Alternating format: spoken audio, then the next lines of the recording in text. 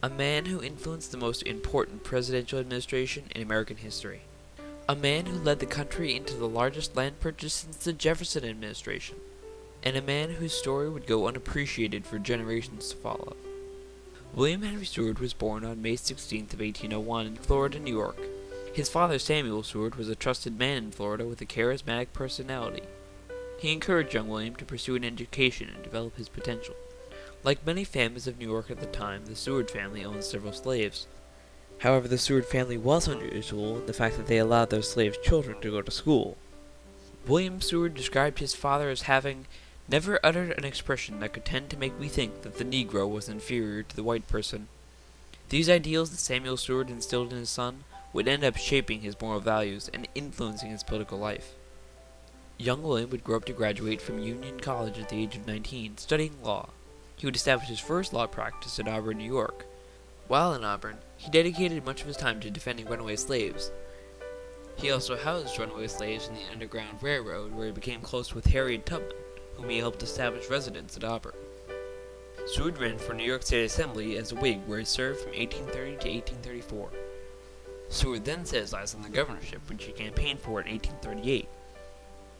During his governorship, he became a strong supporter of the New York State public school system, saying, "This great work is practicable for us to accomplish, and herein that great distinction of our lot over that of all preceding republics and all other states." Abolitionism proved to be his greatest political agenda. In 1846, he stated, "Commerce and political power, as well as military strength, can never permanently reside on this continent in a community where slavery exists." His position against slavery would remain fervent in his governorship and the remainder of his political career. Seward was a true leader as he sought to represent every American, not just those who had a voice. His devotion to African Americans and their plight never dimmed, and his vision of a free America was never forgotten. Seward was devastated by the loss of his re-election for a third term in office, and returned to his law practice in disgrace. Contrary to his woes at the time, his political life was far from over. In 1849, Seward was selected by the New York State Assembly to serve in the U.S. Senate. Seward stepped right up to the plate, proving that a true leader is persistent and chooses not to let their aspirations die. Seward's time in the Senate would gain him influence and acknowledgement on a national scale. While in the Senate, he took a strong position against the Compromise of 1850, and on March 11, 1850, he addressed the Senate saying, "It is insisted that the admission of California shall be attended by a compromise question which have arisen out of slavery. I am opposed to any such compromise, in any and all forms in which it has been proposed." He also took a position against the Kansas-Nebraska Act, seeing it as a direct attack on abolitionism. He spoke out to pro-slavery senators, saying, "Come on then, gentlemen of the slave states. Since there's no escaping your challenge, we accept it in the name of freedom." Seward was leading the country into an age of abolitionism, refusing to give up on his principles. Seward expressed his political alignment with the Republican Party in 1855. Seward's irrepressible conflict speech became controversial and gained him national prominence. In this speech, Seward denounced slavery by saying, "The slave system was one of constant danger, distrust, suspicion, and watchfulness," and commented on the future of the Union by saying, "It is an irrepressible conflict between opposing and enduring forces, and it means that the United States must and will, sooner or later, become either entirely a slave-holding nation or entirely a free labor nation." Seward had the foresight to know that the Civil War was inevitable. It was no surprise that Seward ran for the Republican nomination, and many Republicans expected him to win. Devastatingly for Seward, Lincoln proved to be the top choice of the convention. Though disheartened by being overlooked by voters, Seward still heeded the call to public service by later accepting Lincoln's nomination for Secretary of State.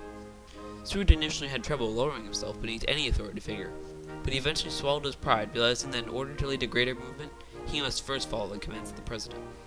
The relationship between Seward and Lincoln, they were very close. They really were, although in the beginning, Seward, obviously thinking that he perhaps should have had the nomination, and if he had, he would have won the presidency.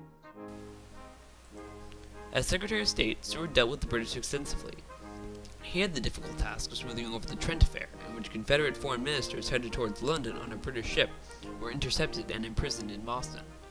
In the eyes of the British, this Union intervention undermined Britain's ability to conduct fair and just diplomacy. Through skillful persuasion, Seward was able to deal with the British diplomats, convincing them that the Confederacy's claim to independence was illegitimate. It was because of Seward's action that the Confederacy was not recognized, which prevented the Confederates from getting international trading rights and foreign military assistance, thereby solidifying the Union's dominance over the South. Continuing to demonstrate his foreign policy skills, Seward heavily influenced the French withdrawal from Mexico. The French had invaded Mexico in 1863 under the justification that the Mexicans had overdue loans. They established a puppet government under Archduke Fernando Maximilian, also known as Napoleon II. Seward was a strong supporter of the Monroe Doctrine, and believed that America should be the only superpower to inhabit the Western Hemisphere. France was violating Mexico's sovereignty as an independent nation, and was clearly violating America's request to stay out of Western affairs. Seward put pressure on the French following the end of the Civil War, leading to their full withdrawal from Mexico in 1867. Mexico nearly lost its independence, but with pressure from Seward, foreign nations were forced to abandon their ambitions for Mexico. Lincoln's politics were also heavily influenced by Seward, who had become his good friend and trusted ally. Lincoln's main platform for the war was set in a letter that Seward wrote to Lincoln, suggesting that Lincoln change the question before the public from one upon slavery or about slavery for a question upon union or disunion. Furthermore, it was Seward who convinced Lincoln to withhold his delivery of the Emancipation Proclamation until a major Union victory had been won. Some of Lincoln's greatest political decisions were based off the suggestion of Seward. April 14, 1865 marked the day of the most infamous assassination plot in American history, in which conspirators plotted to kill the top 3 officials in the U.S. government: President Lincoln, Vice President Johnson, and Secretary of State Seward. While President Lincoln's assassination attempt was successful, Vice President Johnson's assassin abandoned their plot last minute. Lewis Powell was to be the assassin of Seward that night, but through a stroke of luck, Seward survived the malicious attack. He had recently been in a carriage accident, leaving him bedridden, with a large metal plate surrounding his head and chest. The assassin's knife was unable to pierce the metal plates, leading him to abandon his attempt. Seward was severely scarred from this attack, but recovered and got back to work. After the Lincoln assassination, Vice President Andrew Johnson took office. This had doubtful support, as Johnson was not popular among voters, and was a Southerner by birth. Johnson had a peppery personality, he really did. He would go around and give speeches, and he didn't mind insulting people or insulting language. In 1867, Seward began his biggest political move as Secretary of State, the purchase of Alaska. Alaska was owned by the Russians, who had offered trades in the past. Seward was interested in acquiring Alaska, and led the arrangement of a meeting with the Russians in 1867. In March of 1867, an agreement was signed with the Russians, selling Alaska for $7.2 million, amounting to about 2 cents per acre for an area more than twice the size of Texas. Seward met much resistance in this ambition. Many critics had doubt that Alaska contained resources of any value to the nation. The agreement only passed in the Senate by 1 vote, and Seward became a political laughingstock. The Alaska Purchase was often called Seward's Folly or Seward's Icebox. This was the land that President Kennedy would call the storehouse of the nation, rich in timber, rich in minerals, rich in fisheries, rich in water power, and rich in the blessings of liberty. In the end, Seward proved to be in the right when in 1898 gold was discovered. Over the years, many natural resources have been found in Alaska, paying the Alaska Purchase off many times over. Seward, like many leaders, took a risk, and the deal paid off. Seward retired from politics following the end of the Johnson administration in 1869. He moved back to Auburn, New York, where he died on October 10, 1872. I think he handled all that foreign policy very well, you know, in the midst of a civil war that needs even more attention. So I'd rank him one of the great secretaries of state. I think some people would say he might be even number 1.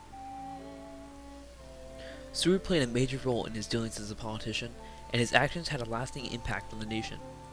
Seward led the country into an era of progress and reform, dealt sternly with foreign nations, and was willing to take the risks that, in the end, resulted in great profit for the nation. Despite proving to be one of the greatest people to occupy his office of Secretary of State, Seward is heavily forgotten by most Americans.